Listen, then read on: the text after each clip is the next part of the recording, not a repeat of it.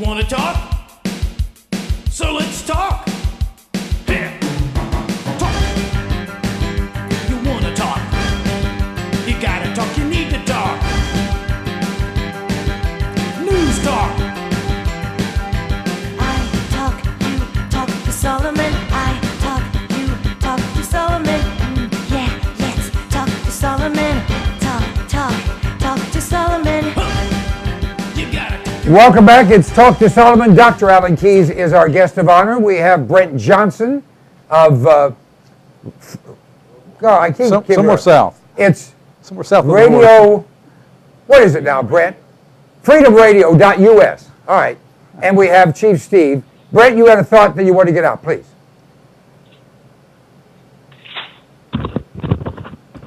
Are you there, Brent? Yes, I am. All right, go right ahead. I am. The comment I want to make has to do with the fact that General George Patton, everybody knows General Patton, was co-author to a report called the Swift Report. And in the report, it was brought to Congress, and the man who was carrying it was on Korean Flight 007 that went down. You may remember that. But the report was a report on the SWIFT system. In the SWIFT system, every single citizen is required to go through certain types of militia training. Depending upon your age, your age reflects how much training. For example, if you're like 18 to 25 or something, you might go through 6 weeks of combat training a year. If you're in 50, you go through 2 weeks of courier training or medical support or whatever. So that every aspect of society has the ability to defend their own cantons, their own counties, their own regions, should there be some kind of situation. And that report is being brought to our Congress. It never got there, but it was co-authored by Patton himself. Well, Israel has exactly the same thing, as everyone knows, because in Israel, every Israeli citizen has a fully automatic weapon issued to them, which they keep with them at all times. Yeah, and by the way, Switzerland was not invaded by Hitler. He could have invaded Switzerland just through Italy. He didn't. This tiny country stood against the Third Reich, and that's why, because the people knew how to defend themselves. Go ahead, Alan. No, I was going to say, I think that Brent's absolutely right, and we actually, as a country, right, we have a heritage, we come from a background where that understanding of how you take care of the defense of local areas, your own town, your own neighborhood, your own farm, was part of our heritage. But I think that part of the problem, and it's probably the reason that Patton's report, they didn't pay much attention to it, is that we have now been overtaken by what I think of as this administrative elite class, these people like Alvin Toffler write about and so forth, who consider themselves the elites, the sub-elites, the people who will run the global administrative state they're trying to subject us to and administer things so that we can be like sheep, fed and do the bidding of our masters. They actually don't want a citizenry that has that capacity. It's why, for instance, when confronted with the problems of the border and when you had people who were living with those problems, not only asking that something be done, but organizing themselves to put an eye on the border and try to do something. What was the response? And this was the response of the Bush Senior administration, for instance. The response wasn't to welcome that show of initiative and to try to make sure it was being worked with so that there would be a well-regulated response, right, that would give people a sense of what was needed to make sure that could be conducted in a way that produced the best result and produced good cooperation between the elements of the government charged with border security and the willing people who were volunteering to provide some manpower for a needed aspect of that situation. That's not how they responded. They responded by raising the specter of vigilantism and calling people names and trying the best they could to discourage it. That goes hand in hand with this mentality. I call it the totem mentality with respect to firearms and means of self-defense, where you actually want a population that treats these things like a totem, and it's taboo. You can't go near it. You can't touch it. If it's even in the room, it's going to cause everybody to shoot everybody else and so forth. This irrational fear of the means of self-defense will push us back into what was essentially the mentality of the medieval serfs and peasants and enslaved classes. Arms and weapons and war, that was the business of the elites, and only those chosen by them were to be privileged with being part of it, whereas the general mass of people were actually to know that they shouldn't even think about or touch these weapons. That was the privilege of a different class to be dispensed by them. They want us in that mentality. It's un-American, it's inconsistent with our heritage, but I think it's now what's being promoted by this, what I call elitist faction that's trying to overthrow our liberty. All right, now we've got a bunch of stories I still want to get to. Let's start with India. India is now, or shortly will be, the most populous country in the world. India is a democracy. It's not communist China. It's not whatever the heck Russia is these days. It's a democracy. People can vote. It has its caste systems. It has its issues. But India decided to go along with the global warming morons and shut down just some of their coal-fired plants so they wouldn't be polluting and causing people to get asthma and causing people to hack and cough and look like Nancy Pelosi after a long bout of constipation. So, what they decided to do, don't you laugh? It's funny. What they decided to do was just cut down about, I think it was 8%, 8 or 10% of their coal-fired plants. Today, 1/10 of all the people on the globe, 650 million people, are in the dark because their grid just went boink. Done. It's going to happen here because we have coal-fired plants being shut down as we speak over the next couple of months. That's the plan. If you're in the dark, it's hard for you to pay attention to what's being done.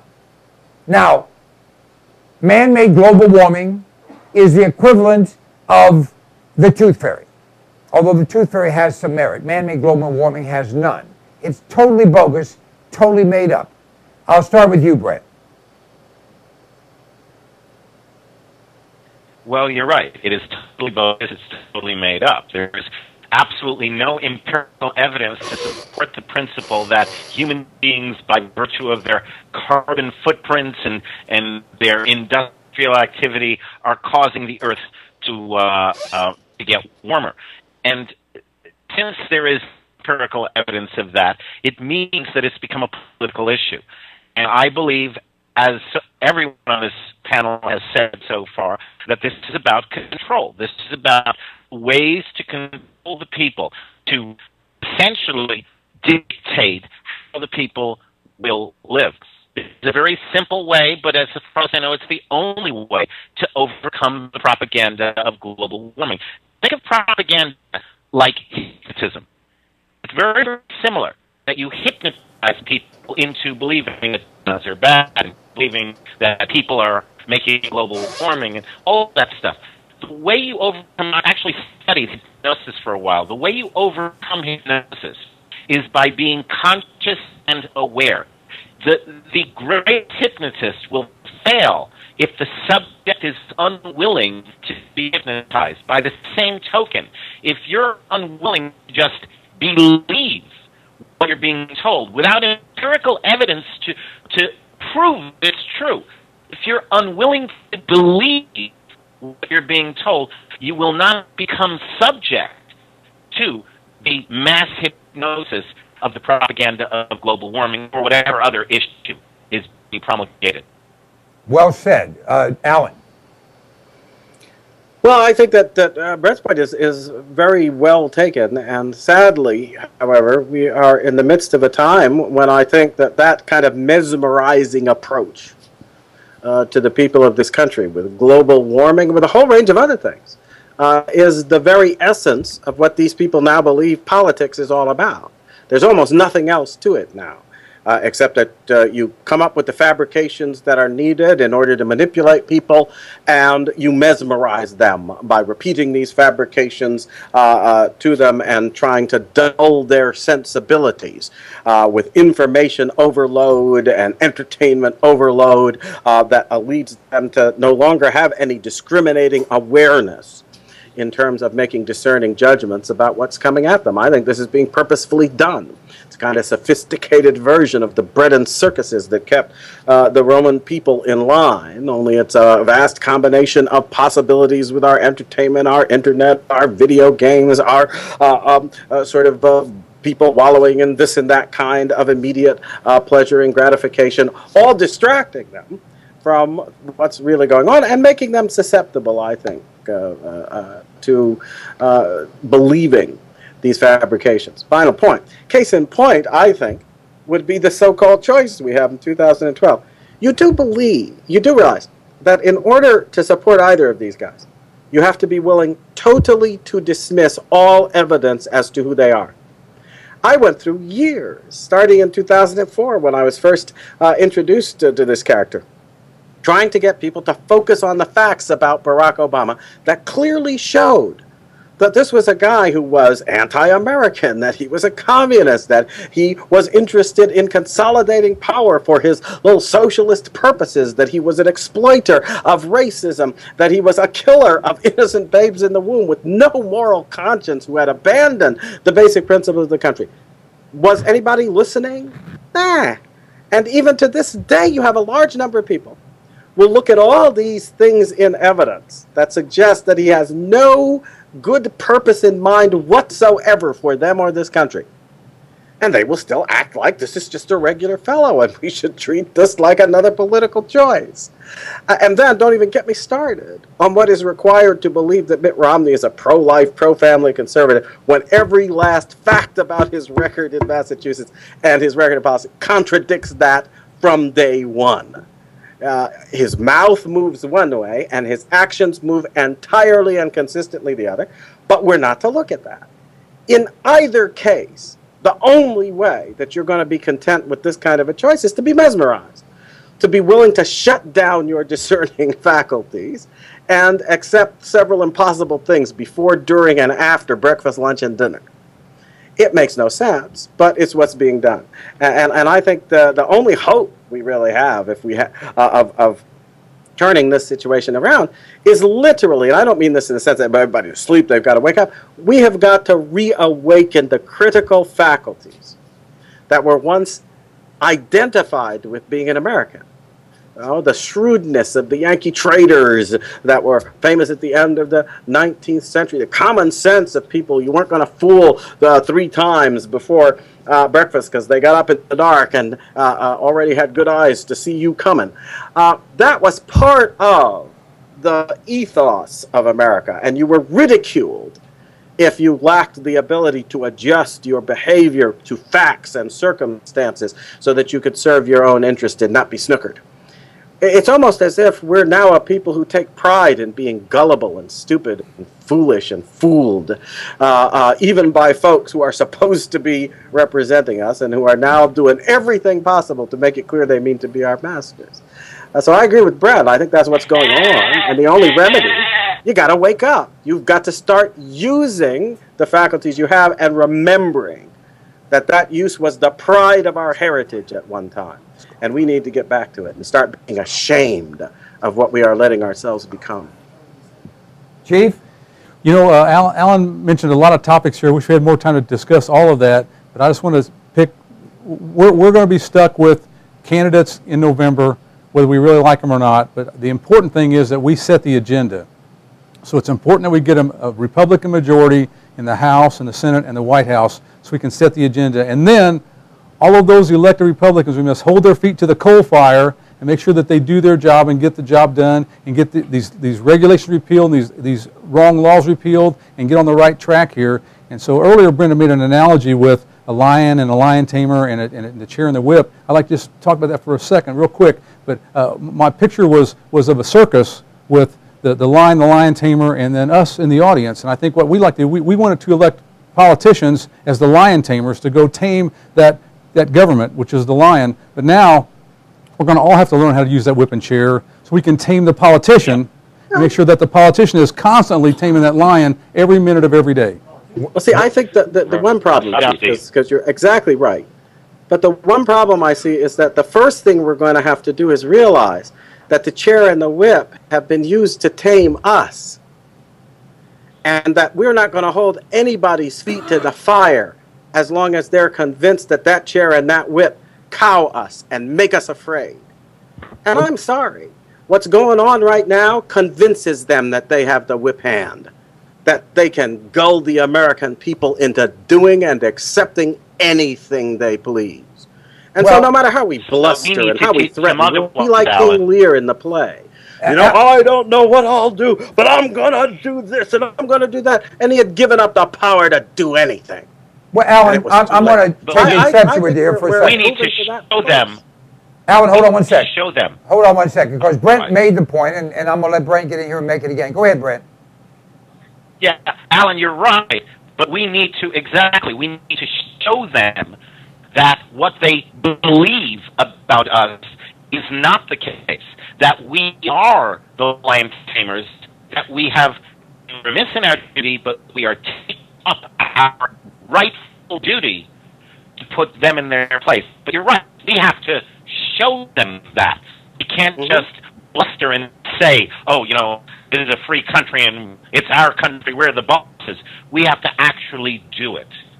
All right, now we got just a few minutes left. I want to try and get something that really ties into this, and that is the Department of Homeland Security has ordered incredible amounts of equipment, and they're setting up for riots. They say after the conventions, but really they're setting up for riots because we've been conditioned by all kinds of events that if liberals don't get their way, if whatever group, gays, blacks, gangs, Latinos, fill in the blank, if they don't get their way, they're going to riot, and then we're supposed to hide and let the government protect us. I believe everyone should buy the most weaponry they can, and if they come to your house and riot, kill as many as you can. In fact, kill them all. But Department of Homeland Security is adding to that thought process that we are not able to control. We need government to give us any modicum of safety. I'll start with you, Chief. Well, this is the old adage of we're going to trade off safety for freedom. And so, again, the Constitution was written with a certain language and certain ideas in mind, and that's what we need to stick with. It was liberty, but also gave us the right to protect ourselves. It gave us the ability to do that. And so the more that we don't depend on government, the less government we need, and the better off we're going to be. In fact, not does it give us the right, it gives us the obligation. Alan? Well, Stan, I've been reading, and I would actually recommend to folks in the audience that they go to WellNet Daily and read the articles. There have been a number of them that have been talking about the rise in violence by black gangs who have been doing various and assorted things, attacking people, robbing stores, doing various things. And it may look like random events, but every time I read one of these accounts of this rising tide, I think of brown shirts and the role they played in the rise of Hitler and Nazism. The brown shirts being the people who were used to terrorize the public by going outside the bounds and essentially creating an environment in which people felt personally insecure and therefore were looking for that strong hand that was going to eliminate this kind of threat. And yet the threat was associated with the hand that was trying to gain its strength. I think that's exactly what's happening here. And I think that we can't simply ignore the fact that we are being encouraged to be afraid. And that our regime is going from a constitution-based system where people are encouraged to have information and confidence, take pride in themselves, defend themselves, take care of themselves, to a regime based on fear, in which, in various ways, the threat that they'll use an abusive income tax to destroy our livelihood, the threat that gangs quietly being manipulated by them will destroy our personal security, the threat that crazy people will erupt in the theaters and the malls and so forth. Everything is about making us afraid, because that is the principle of despotic tyranny, to rule by fear. And Montesquieu says right at the beginning of Spirit of the Laws, he was the French philosopher, the founders read and quoted from him extensively. He defined one of the elements of liberty as the ability to live without fear. So our liberty is literally being destroyed by a systematic effort continually to make us afraid, and to use that fear in place of persuasion, in place of reason and logic, in place of a real appeal to our common sense and our common interest. They are trying to use that fear to whip us into line. And I just think that we have to begin to reassert the character as a people that refuses to be governed by fear. And that instead will govern ourselves because our faith is restored. And that faith, which starts with the belief in God, knows that that belief strengthens us in such a way that we can deal with the situations we're faced with. I want to take time right now to wish our friend Jessica Bradshaw victory. I'm not sure if the polls have closed. It's 8 o'clock in Texas. I think they've closed. So I'll be calling her right after the show. But we all know what a patriot and what a really strong person she is. And all the polls are showing that the Tea Party candidates, of which she is one, are surging, are the will of the people of Texas. And I think that she will win this primary and go on to be an incredible voice in the United States House of Representatives. So I'm sure all of us send our best wishes to Jessica. Now, Brent, did you have a comment? Yes, I do. First, I love what you just said, Alan, about the inner city gangs and stuff. I consider the inner city gangs to be the 21st century equivalent of the Declaration of Independence, merciless Indian savages. If you rewrite the Declaration and put the inner city gang, they are definitely being used to instill fear in the American people. But I think more important than that is the DHS, the Department of Homeland Security. They are today's American Gestapo. And having the DHS involved, even under the request of the states, having them involved with anything having to do with the political conventions, the Republican and Democrat political conventions, is a direct violation of the Posse Comitatus Act, which prohibits military personnel from having any involvement in any activity in civilian areas. It has become passé to bring up Posse Comitatus. It's even been equated to the so-called sovereign movement as if it's a bad thing. But Posse Comitatus still exists, and it's designed to keep the military out of civilian affairs. And frankly, I think that there should be an outrage voiced by the people that the military are planning to be involved with civilian affairs. We're allowing it to happen. We're letting them have their tests, their terrorism war games in various cities, and we're not standing up and screaming about this, and it's exactly how you usher in a military dictatorship, by allowing the military to be normalized in civilian activity. Well, you know, Brent, that one of the things that Obama said he wanted was a domestic national policing and security force as large and well-financed as the military. Now, that got a lot of outraged response from people, and he seemed to back off from it. But what I think he decided to do was to reach for what is there. We have a military, it's large and financed, and he's going to turn it into that domestic police force. That's what's happened. All right, we're going to finish with this. Yeah. The Democrat Party has decided they're going to make same-sex marriage a part of their platform. The president's come out for it. Now 65% of Democrats support it. So this election becomes a decision. Do we accept homosexual marriage or not? That is the question. I think the answer is obvious. Homosexuality is bad for people. It's bad for communities.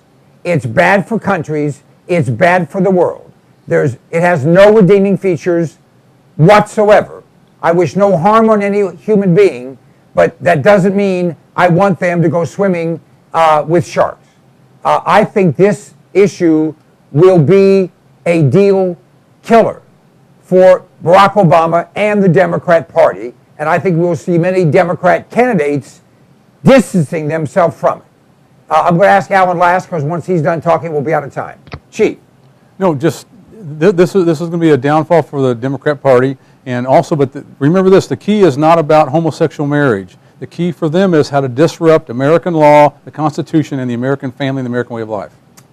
Brent.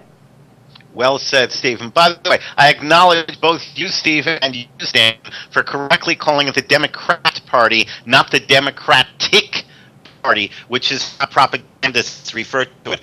The other thing that you didn't mention, Stan, is that homosexuality is unnatural, and I mean that literally. Look in nature, and you will see that there is no homosexuality. It is abnormal and unnatural, not to mention scripturally it is abhorrent. So add those to the mix.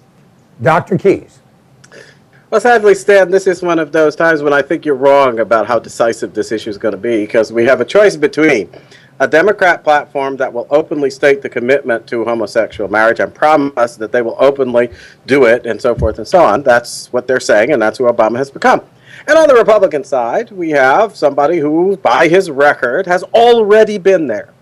And he doesn't openly commit to it, and he profoundly says he's against it, and then he implements it without reason and without cause and without warrant in the state of Massachusetts. Homosexual marriage is bad in all the ways you say. But I think it was bad for Massachusetts. Mitt Romney didn't think so. And I'm not the one who's going to say this. I am saying it because it's true. But you think Barack Obama won't say it? Of course he'll say it. And so you have a choice between the guy who is preaching homosexual marriage and promising homosexual marriage and the guy who preaches something else and does it anyway. And that's been Romney's pattern in every area, not just in this one. And it's why it's foolish to sell people on the notion that they're actually voting for an alternative here, because they're not. And until people wake up to that reality, we won't understand how bad a challenge we face. This electoral process is not going to resolve the danger. And if we think it is, then we will be destroyed by that danger, because the wolf in sheep's clothing devours you in peace. You see? You don't resist him. On that basis, we must say goodnight to America. Thank you, Dr. Keyes. Thank you, Brent Johnson. Thank you, Chief Steve. And thank you for your time. This is Stan Solomon wishing you all a good night.